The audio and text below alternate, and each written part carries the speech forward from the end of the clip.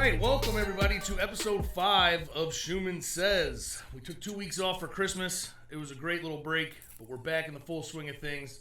We've got a lot of things to talk about. But how was your break, Coach?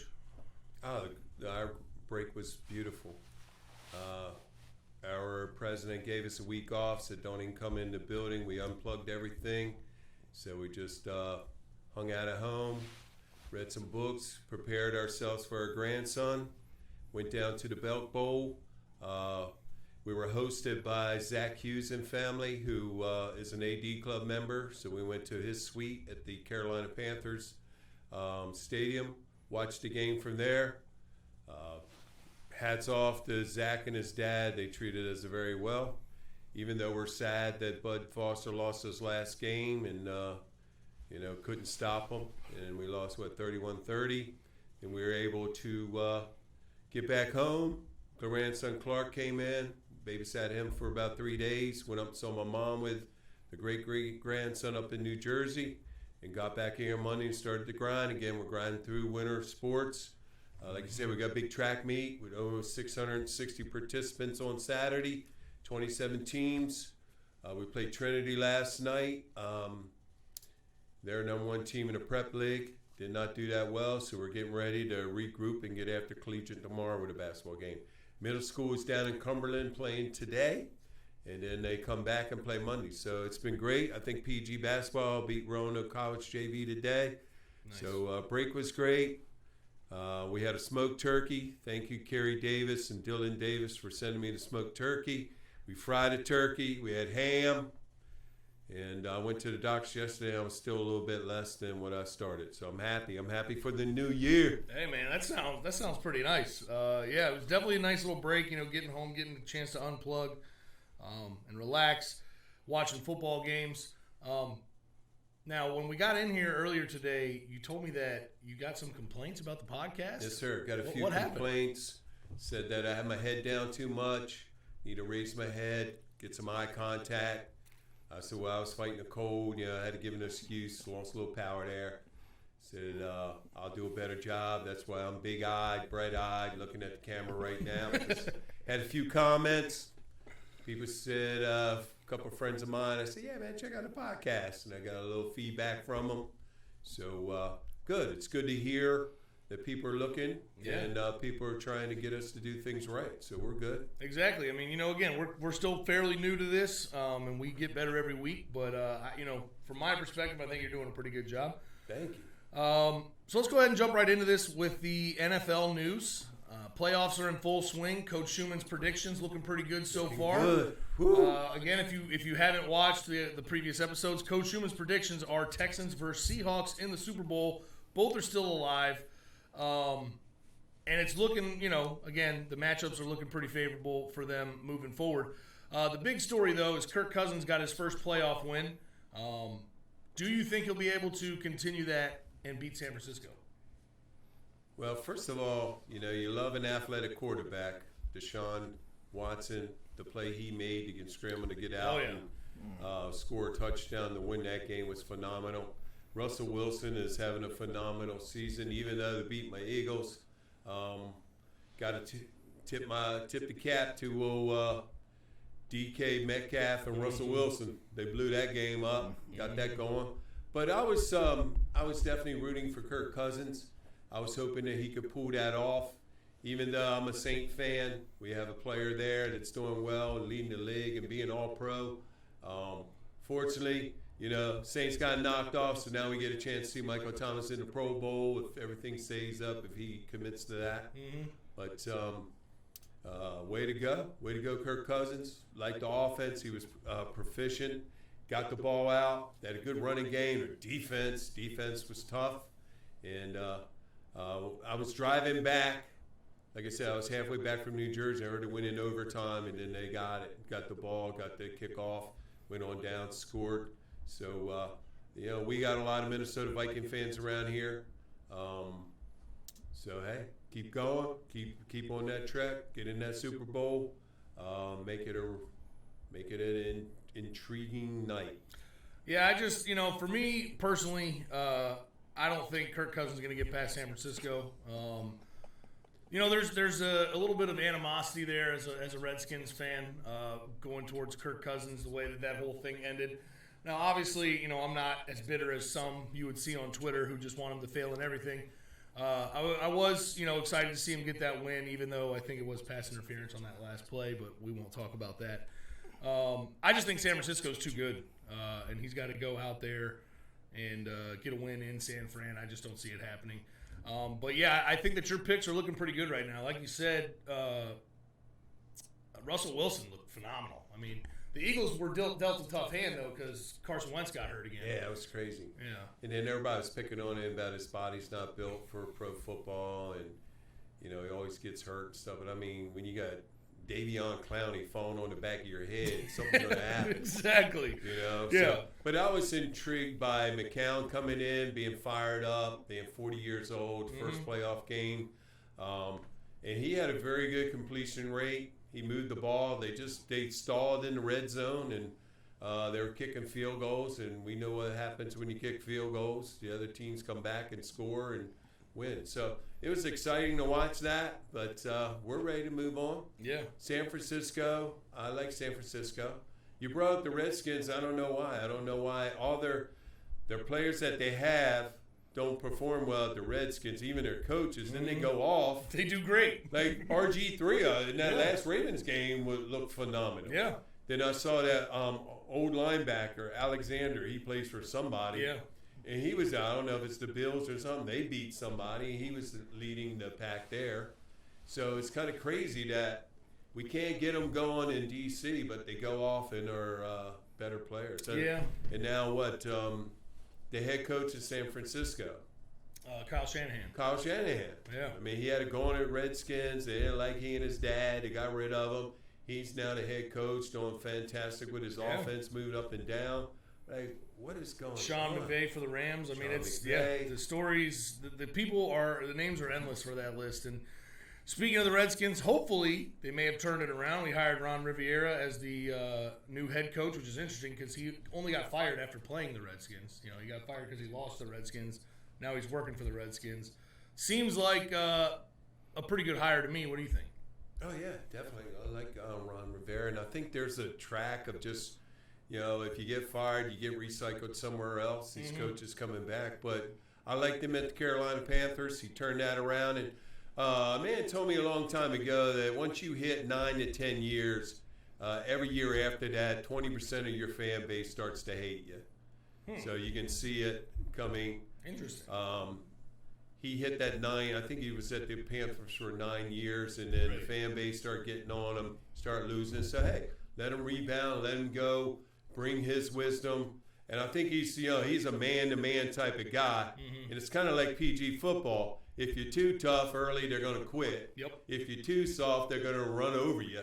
Definitely. So I think Washington had the Grudens and all those guys, for a couple of years and just let them do whatever they want and complain. Soon as I heard that Rivera took over, he said, I'm going to be a player's coach, but I was going to be firm. He took away the gains in the locker room already. So, he said he's going to treat you like a man, show up on time, play hard, work hard, let good things happen. So, I'm for Ron Rivera. I'm in. Yeah, I'm pretty excited about it personally. I'm just, interested to see how they, deal in the draft and all that because he's going to have full control over the draft. So, it should be interesting to see how he does there. Yeah, I wonder what Josh Norman is thinking, which, he was on the way out anyway, but his former coach is now. Exactly. Yeah, he's probably sweating a little bit. Looking for other opportunities. Cowboys also made a coaching change, hiring Mike McCarthy from the Packers. Pretty good hire, I think. What do you think? I didn't like it at first. I was like, here's another guy that couldn't, same thing. He was there, 11 years. Yep. Started turning on him. They got rid of him. But after looking at the video of his barn that he built, and he got some coaches together, and they worked a whole year on breaking down film, getting NFL cut-ups, and writing things on the board to make them better. He used this year wisely. So after I listened to all that, I said, well, maybe this is a better hire than what they were asking, Lincoln Riley and Urban Meyer and all these dudes. Yeah. So I'm good with that. I think it's good. It's good for the quarterback, good for offensive calling. He brought Jack Del Rio in right away. I met him down at the Senior Bowl when Ryan was down there. I think Jack was the opposing squad at Jacksonville Jaguars. He and I talked about Ernest Wilford for, 20 minutes in the lounge. I think it was Jacksonville Jaguars versus Cincinnati during that Senior Bowl, and we were able to meet all the people and all the people on NFL Network and stuff, so that was pretty cool. But Jack's a good hire, and let's see what he can do. See what happens, yeah. Then the last hire, again, still in the NFC East, lots of moves being made. The Giants hired Patriots wide receiver coach Joe Judge as their head coach. So that guy was only there for like 2 years, and now he's gone. Now he's gone. Not surprising, as bad as the Giants have played in the last few years, and the questionable maneuvers that guy has made. But I don't really know much about Joe Judge. What do you think about him, Coach? First of all, let me correct myself. Jack Del Rio is with Washington. Right. Not Rivera Cowboys. I got a little, still fighting a cold. Got a little mixed up there, a little senile moment. Brain, whatever. We can't all be perfect, Coach. But no, I'm good with that. I mean, sounds like and seems like to me that the old New England dynasty is falling apart there. Yeah. So these guys are bailing off the staff and trying to get a 5-year contract, get things going. So, Belichick was, stuck again by one of his assistants who used one of his loophole of the rules to get him. Exactly. So hopefully this guy's been trained well. Let him get in there and do his thing. I think also he's a special teams guy. And everybody preaches that, if you're a special teams coach like John Harbaugh, special teams guy, they work with the whole roster. Right. And that allows them to get comfortable with everybody on the squad. So coming out as a special teams coach, maybe he'll be able to blanket the whole squad, get them motivated, get them going, get them on offense, defense, special teams, get them ready to roll. So I like the hire. Good hire there. Yeah, I think the NFC East should at least be a little bit more competitive next year. I would think with all these changes, and it was time to make moves for all three of these teams. I mean, again, the Giants guy was only there for 2 years, but he tanked both years, so time to move on. Could not keep Jason Garrett with the Cowboys, and obviously they fired Jay Gruden with the Redskins halfway through the year. So it should be an interesting year, and again, we'll keep an eye on it, see about any new hires that come in with that. But we want to shift gears here a little bit and move on to the new football league that's going to start in February, the XFL. We mentioned it in the last episode in passing, just kind of joking around about it, but recently they have released the rule changes as comparative to the NFL. So we're just going to run down a few of those and see what you think about that. So the first one is the kickoff rule. The kickoff team has their kicker lined up on the 20, where and the cover team lines up on the other side on the 35-yard line, with the return team 5 yards away on the 30-yard line, and both teams cannot move until the ball is caught. So this is, again, encouraging teams to actually kick the ball off and, hopefully maybe removing some of the danger from the kickoff system. What do you think I about like that? That's good. Make the yardage smaller so the impact of collisions are not that severe. I like that a lot. I like the 3-second rule. The ball hits the ground, you can't move for 3 seconds. Yep. I like it. I think NCAA tried to do that with our kickoffs, where everybody have to have their foot on the line. They can't move until the ball has been kicked. Right. I think they've tried to, spread out, not get in a wedge style or a cover style where it's condensed. So I like it. I like the rules. I think the last time the XFL played, I was the only one that watched. I watched every game, and I like their innovations way back when. And I can't wait for it to kick off February. I think it's February 8th or 9th. Yeah, it's definitely going to be exciting. And, again, like you mentioned, the last time the XFL was around, the biggest innovation I remember was the sky cam. We had never seen that before. Yep, right in there. Now the NFL, obviously, and other sports use that as well. Some other rules that they had, there's going to be a running clock, except for in the last 2 minutes. Double pass, they want to encourage the double pass, so any forward pass does not count as a forward pass until it crosses the line of scrimmage. Mm-hmm. So you can throw a pass to the wide receiver. It doesn't have to be backwards like it does in the NFL, which is good. I like it. Yeah. Some creativity. If a receiver gets the ball and he's hemmed in, he could throw it back to the quarterback and he can launch it. So I like that. Exactly. I mean, and again, all these rules are designed to make the viewing experience better, right? Make it easier to understand, make it quicker, faster pace. And the one that I'm really interested in seeing is two. One is the point after touchdown rules. You can get a 1-point conversion by going from the 2-point conversion by going from the 5, and a 3-point conversion by going from the 10. And it's, line up, run a play from that distance. If you get it, you get that amount of points. That gives a lot of leeway for, scoring in terms of, if you're down 8, hey, you got the option to get it, right? And then on top of that, the overtime rules, which looks like a shootout style. Each team rotates, taking a chance at scoring from the 5-yard line. You score, you get a point. You don't score, you don't get a point. And whoever has the most points at the end wins. You get 5 tries, it should be pretty good. I like that. I like it a lot. Looking back, I love faking extra points. I mean, being 30-some years as a coach and probably out of those 30 years, I would say 16 years, we never had a kicker. So we had to be creative. And we don't, we don't keep any stats here, but I would imagine if I went back through for every try of 2-point, it wouldn't shock me that we're over 60% gain with our 2 points here. Oh, yeah, I agree with that. I agree. And, I mean, the double wing, the triple wing, and what we would do the last 10 years, I think Frank had in this year and so on, that we just ask our holders, like, hey, what's your coach's name? We call his coach's name out. They line up. We hit it. Things that we ran some option before off of it.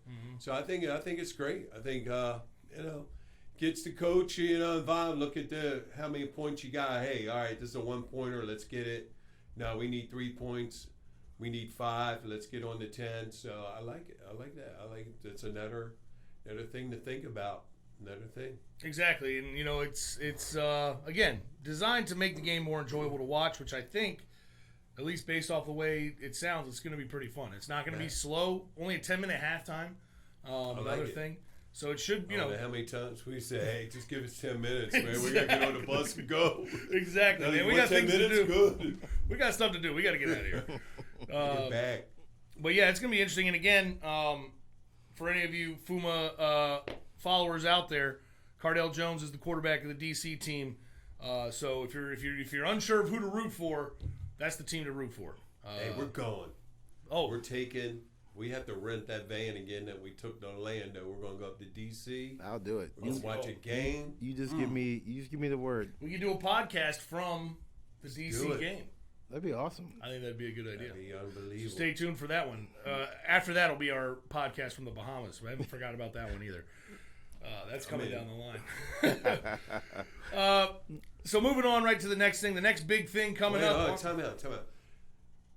Thinking of XFL, what do you remember about the old XFL league?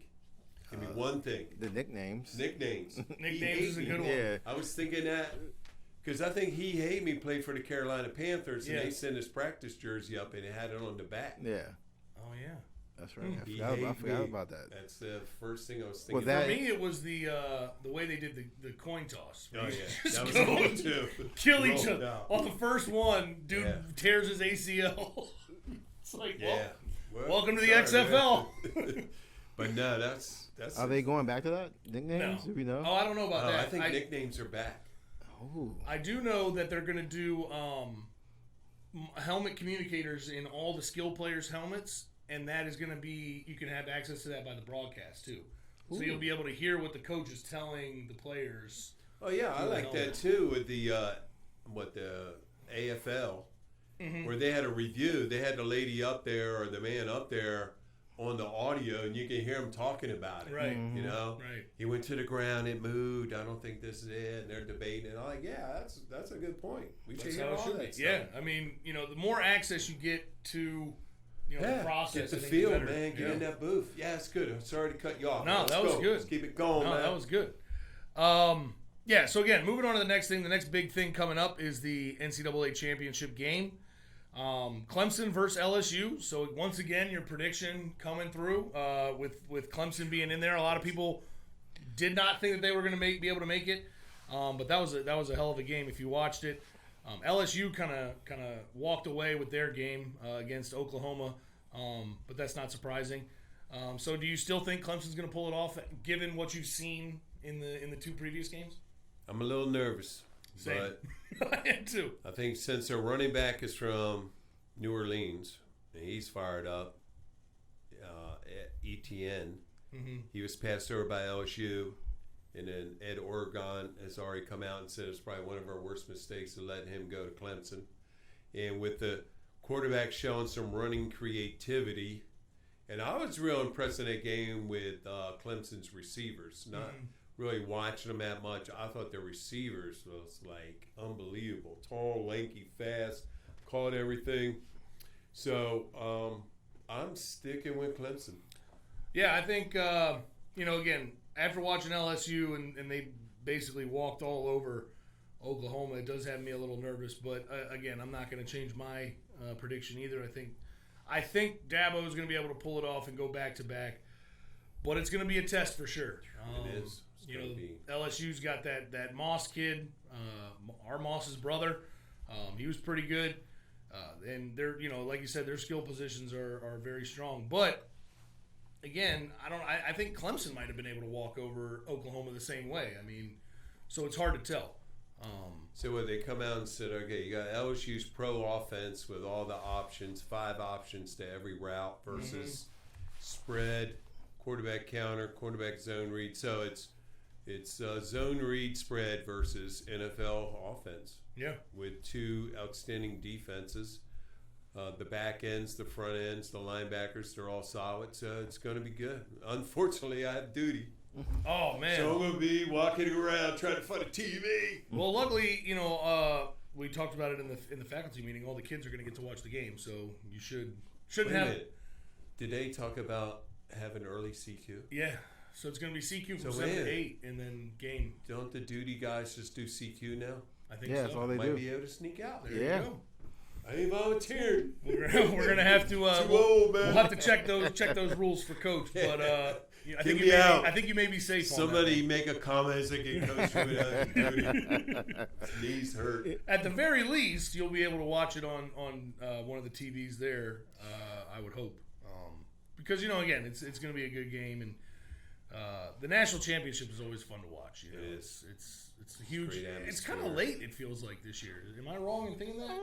I think because It's a little bit late. Think about it. Thanksgiving was late, and then well, we usually have the coaching convention during this time period, and it's usually like right there. Yeah. So I think they pushed it back a week. I think they did too. I think once again I blame it on Thanksgiving being late. Yeah, the convention starts Sunday. It's in Nashville, and then usually there's at the convention a room where you can buy a ticket to go tailgate and watch it Monday, and then Tuesday you usually leave the convention. So hats off to Nashville, hats off to New Orleans.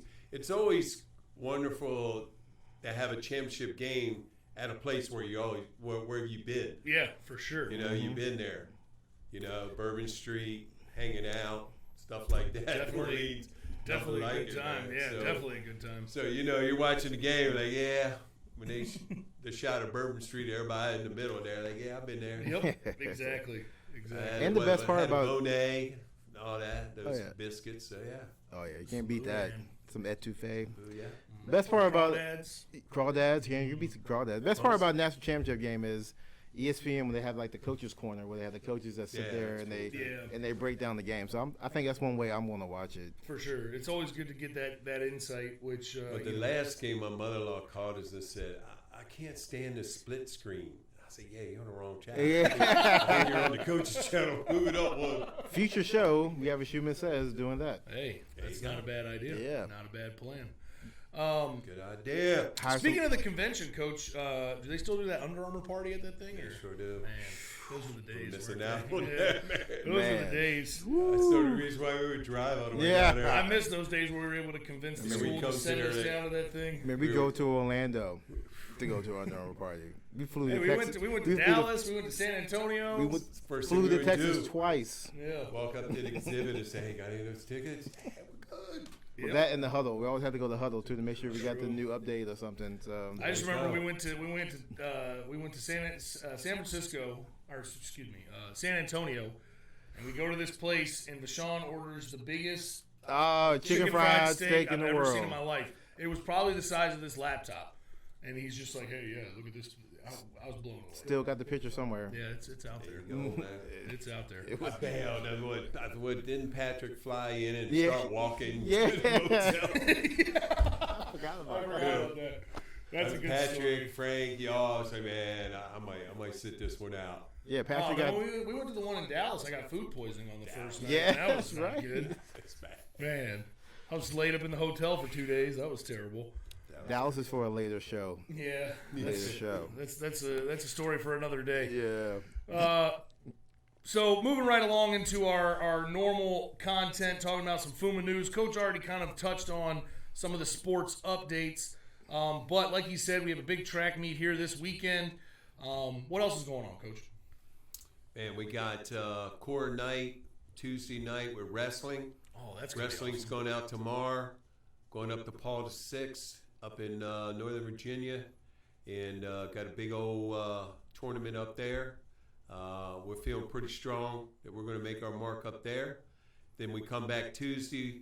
We have a dual meet with Woodbury. It's always a challenging situation. We're having it in the Essex Center. We'll have, here we are down here with wrestling, and then Tuesday up in our gym we'll be playing JV and prep basketball against St. Chris, another big-time prep opponent. Monday, our middle school team comes back out and plays VES. Then I think Wednesday we're off. Friday, our prep team's in Charlottesville at St. Anne's. And then our track team will go to Lynchburg next weekend for the showcase in Lynchburg. So, PG basketball. Yeah. They will go to UNC, play their JV Saturday, even though, UNC varsity is down. And Roy's about ready to have another, vertigo. Oh, Vertigo. yeah. But things are going, clicking along. I mean, we knew once we got back it would be a full slate. Mm-hmm. I think I counted up 45 events from now until January 29th. We're going to host, be on the road, so on. We had a van breakdown heading to Trinity yesterday. We jumped in the vehicles, got them in that van, got them there to start the game at 4:30. We were there for the 6 o'clock prep game. So we're here supporting, trying to get our guys better and trying to get as many wins as possible. I mean, we're in this to win. We're in this to have our kids grow where they're playing it. But, I feel as an AD, the more we win, the more kids that we attract here. So that's what we got to do. Exactly right. I mean, winning brings people wanting to come here, and I think we have an open house Saturday. We have a quarterback flying in from California. I think if we get him nailed down, we might be able to bring some more for our prep team from California. So nice. Big day in the missions office. Well, it's a big day down here athletically Saturday. Good. We're on. Any updates from the alumni department there, Vashon? We're getting ready for Speaker Day, which is March 14th, I'm excited which is about a that. Saturday. Any of you guys interested out there who want to come speak, give me a call. Give Coach a call. Hey, I like that. Tell us are we still doing the 3 panels? Yeah, the body, mind, and spirit panel. Yes, sir. The body is usually sports panel. Mind is where little intellectual guys come in, and spirit is we get the spiritual guys who went out there and they come back, come talk to the kids. So last year we had a great sports panel. Did we have Moose, Staples, and Brandon Caleb. Yeah. Moose and Staples might be back in again. They're thinking about doing it again. I told them, hey, we will welcome you guys back again. And like I said, if any of you guys out there that want to come speak to the cadets, it's only 45 minutes a panel. They rotate, won't last long. You can come even eat with the kids after at brunch. Well, we all know that that's the highlight, right? Oh, brunch. Oh, yeah, brunch. Definitely. Brunch Brunch is is spiked up, man. Well, then we have the senior PG dinner where the seniors get pinned, their alumni pins as well, so they can stick around for that if they want to. And I do know I talked to Matt Carmine. He's coming through. Shout out to Matt. Matt Carmine's coming through. Little lacrosse, one of my lacrosse alumni. So yeah, again, like Vashon said, if you're an alumni who wants to participate in that, please reach out to us. Yeah. We would love to have you. Also, look out for alumni weekends coming up. First weekend in May. Y'all guys get ready. We're going to have like a walk and brew tour, which is one of the things we added in Charlottesville. Golf tournament, cornhole, softball on campus. If y'all got some ideas to do something else, we'll try to set it up. Hey, that sounds great. Again, we'll definitely be plugging that as it comes along. So that's not the last you're going to hear of that. But again, if you want to come through for Alumni Speaker Day, please reach out to us. We'd love to have you. Also, Coach, I heard you mention some updates about the AD Club. We got some new AD Club members. Yes, sir. We picked up 3 more AD Club members. James Peters, off at Jacoby Ford's class. They were chatting back and forth about how that year we beat Valley Forge. We were down 38-0 at halftime. It was not a good scene. Parents were all over us, telling us I was playing the wrong people. So we had our 10-minute halftime, went in, said this is what we got to do, because at first we could not stop them. So we reshuffled the deck on defense a little bit, chipped away at it. I think it was like 25 seconds left. Valley Forge scored. They kicked off to Jacoby Ford. He buzzed down the sideline, got it to about 20, 26, 27 there at Valley Forge yard line. Our quarterback dropped back, threw it up. Virginia Tech signee jumped up, got it. We went into overtime. We tied. We went into 3 overtimes and beat them. We were down 38-0. We beat them, I think it was 57-54. Man. So they had a picture posted to Facebook. I said, James, so you guys, if you want to help us out, hit the AD Club. James Peters put it in right away. Boom, awesome. Knocked it out. Awesome. Had Roger Rothwell, class of 69, had his 50th anniversary come in, jumped in. He's been coming back and forth. He lives in St. Croix, and he's been coming in here using our facility. So it's been good. It's been a good thing. This is my 1-year anniversary. I started this week as AD, so I'm here. Nice. I've been here for a year, man. There we go, man. We didn't even get you a cake. Yeah, there's that cake with a candle. Dang. Now, last time he got a cake, though, he yelled at the kids. Yeah, we don't do that. But no, I think I'm wiser. I think we're headed in the right direction. Yeah, I agree. Sir. I definitely agree with that. And again, if you want to help out and join the AD Club, there will be a link in the description below. Or you can just go to the Fork Union Athletic website right there under the Donate tab. Pretty easy to find.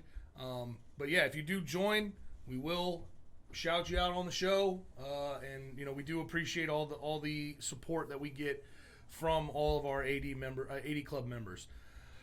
As always, we're going to move on to our last segment here, and that is our stories from the Fork Union Vault. And this year, this class, today we're going to talk about the class of 2005, which was a pretty good class when we were looking over the roster there. Yes, sir. Yes, sir. It was a great class. We just hired DeMarcus Roberson off of that class to come in and help us in the barracks. He's going to be working with our commandant staff. And once he gets his feet settled, try to work him in to coach football. He was our middle linebacker from Chapel Hill, North Carolina. Led our defense. We had a pretty strong season. We were 7-4. We played a couple of colleges that year. We had Jarrell Berry, who signed with Clemson. Hats off to Jarrell. He graduated from Clemson, went back, was a student assistant, a graduate assistant, did all that, and I think he's now down in South Carolina in a good company, doing good things. We had Philip Merling, another Clemson signee, played tight end and defensive line. was the first guy I actually understood, and I could see and recognize. He played mad every day. He was a mean dude. He was big, mean, and did not want to even. He played both ways the whole year and did not even want to get out of the game. We had Brandon Perez, one of the Perez brothers. We had 2 years straight in a row of Perez brothers. Devin Perez the year before played with you. Mm-hmm. Big, strong guy out of Sparta, New Jersey. His brother came the next year. That says a lot about our program when one brother comes, another brother comes, so on and so on, all the way down the line. So it's good. Excuse me. Brandon's a strong guy. Went out to New Mexico State, had a great career out there. DeMarcus went to Shaw, won 3 championships, got some MVP honors. And we had Derek McPherson, who went up to Illinois, did a good job. So we had a lot. We had a lot of good players. CJ Spiller, right? CJ Spiller. And hats off to Norman G., who played and came back and coached, and now is going to be a expecting father. Oh, yeah. Wow. Yeah. Congratulations. Yeah, definitely. I'm actually, if you're watching this, come coach lacrosse with me, bro.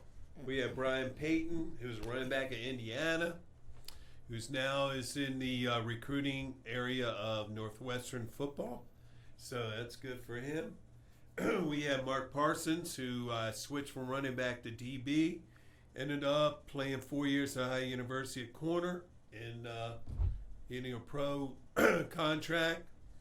And now he's in all kind of businesses. So it was a good year, good people, and we hope they come back. Come back on Alumni Weekend. We had Brandon Bunn, who's a familiar name. So yeah. We had a good guys, Ben Davies, D. Haven, Robert D. Haven. I see Brad Bryant's name on there. He was there. He was here with me, and then he stayed an extra year. Man. Brad Bryant went down to Louisiana Lafayette. Yep. He was captain, actually. He was our captains. Todd Hwanovich. Oh, Hwanowitz. I remember him. Yeah. Those are both 2-year guys that played with me, man. Yep. I remember those guys. We always brought back a second-year guy, and we could get away with it. I tried to get DeMarcus to come back, but he wouldn't do it. Will Shepard, guy out of Crozet, good dude. C.J. Spillman, who we talked about, and Chris Williamson. So good group. We had J.C. Harmon as a coach. Oh, Coach Harmon. Coach Harmon. Williams as a coach, and a legendary Virginia Tech guy, Al Clark. That's right. Al was coaching him. As well. And now Al Clark is at Bishop O'Connell. Bishop O'Connell, right? That's right. We ran into him this year, so it all comes full circle, I guess. Yes, you know it. A lot of former dudes out there. Sean Clark, Al Clark, got them all going. Yeah, and I know, Brad Bryant specifically is a big supporter. Still, I talk to him on Facebook every once in a while, and he's Brad hasn't jumped into the AD club yet, but he's circling around. He's circling around. He's a good guy. Wilson Blakely, we need you to jump in as well. Richard Abney, you owe me. You need to jump in. I've saved you a few times here. I don't know if you remember Richard or not. No, I don't remember that one. Wild dude. One of those wild PG guys. Typical PGs. So let's look and see what we got. We had an incredible schedule. Let's see if I can find it. I don't know why. Let's say you're coughing and stuff. Think all right. Well, that's junior prep. Yeah. Yeah. We had 2 scrimmages. We went to Ferrum College and played in like 107-degree weather, and then we went to Methodist College. Nothing like Ferrum. Then we opened up with Bridgewater here and won that game. We jumped into a good win streak. Averett we beat 49-7. Christopher Newport we beat. Valley Forge we beat 36-7. Then we were open. We had a crazy game at St. Paul. St. Paul just started their program back up. They had a lot of transfers. Yes, a lot of dudes. We lost that one 32-13. Then we went to the old Walter Reed, got us back on track, 28-7. Then we went down to UNC, lost 38-21. We were heading down to Virginia Tech, and we got stuck on Route 81 in traffic, so we had to cancel. And then we We redid it. They had a Thursday night game, so we went in for the Thursday night game. Played Friday, won that game. Nice. I think it was 16-14, so it was a good situation. Those Blue games are Storm always Club, we always love going to Pittsburgh and play them. We beat them. And we actually, I thought we beat Hargrave that year, but we did. We lost 35-21 down in Chatham. So that Walter Reed game's always an interesting one because you're lining up against guys that are 30 years old, grown men who love the They always had to play us at home, and like they were workout warriors, so they look good in their pads. And we just thought, as a coaching staff, that if you send out all the JV film, they were like, "Well, you're not playing anybody." So we try to trick the recruiters by saying, "Man, who are these dudes you're playing?" These dudes are jacked up. Yeah, 1A studs. Plus, too, if you got hurt, they were right there to help. Right. Yeah, right. No trainer needed on that one. No trainer required. You're right about that. Oh man. So here we go. Before we wrap up, man, I got to ask you both a question. Okay. Yes, sir. We need a new presser. You did grind now, shine later. Plank did what? Protect this house. Mm-hmm. Nike has what? Just do it. We got to come up with something that's catchy. So we're looking for a new catchphrase, huh? Yeah, new catchphrase. All right, we do need to make a new wristband. Well, I mean, you're one that was always good at, and I still love it to this day. Is don't hate us because you ain't us. But love it. A lot of people come in every day. Yes, got a bag full, man. and then I saw it in that one movie, that James Franco movie about North Korea. He says it a lot. They hate us because they ain't us, and I was like, man. He must have gotten a wristband. I know. I think he had one in the movie. Yeah. Because I was thinking, like, one of my former players is a coach down in Cortland, and he has a phrase that he always says, raw meat. He goes into a pep rally, he starts going, raw meat, raw meat, raw meat. I said, man, we need something like, we need that for a cheers when it's basketball. We don't have anything like, let's put it out there. we can't go F-U, F-U. Yeah, that's true. Yeah, that's not going to work. Yeah. Let's put it out there to the Fork Union. So, that's a great idea, Sean. We'll put it out to all the viewers out there, all the listeners out there. If you have any cool catchphrases or taglines that you think would be good for Fork Union, again, the ones we've been operating with so far have been grind now, shine later. That one's been kind of the motto for almost 10 years now. Yeah, it's been a while. Don't hate us because you ain't us. Coach Shuman's famous one. Thank you, Meredith. Yeah, daughter-in-law put that up on the whiteboard. We were like, maybe we have that one. We gotta have it. We got some more, but I don't think they're meant to be put on wristbands, though.